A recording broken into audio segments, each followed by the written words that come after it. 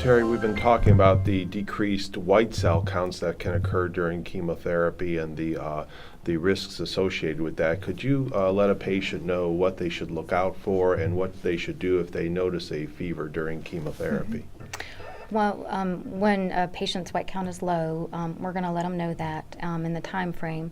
What we want them to look out for is if they have any fever, chills, and we ask folks to get a thermometer and check their temperature maybe during that time frame. So if they're having chills and or fever and just feeling really flu-like, not feeling well at all, we want to call to the healthcare team just to check in and make sure that they're doing okay. And they may or may not need, medication or an antibiotic for that. So it's not an emergency situation, but it's something we really want folks to be in tune to and call us for that. So Terry, there's a patient, for example, who's received chemotherapy and now they have a fever. Why don't you walk us through the steps of what they should do? Right. We want them to call in, and we'll make sure that they have the correct numbers. There are daytime numbers that will get you directly to your nurse, and then there are 24-hour numbers. In the 24-hour number, there's a live person that will get the doctor on call.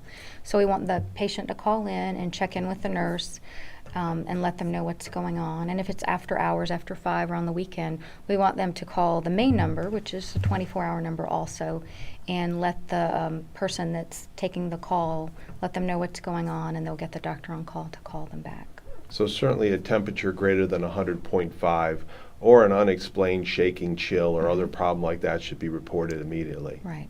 Okay.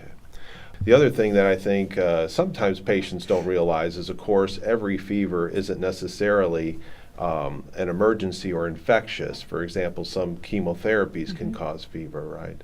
Right. There are some drugs that we anticipate folks may have a low grade or even 100, plus temperature. We still want to call in so we can help them figure out if that's the case or if there's something else going on. Absolutely, and I think that's the key point. Regardless of whether we think this is due to a drug or an infection, we always treat it as and want to hear about it as if it is an infectious fever because we want to act on that immediately. Right.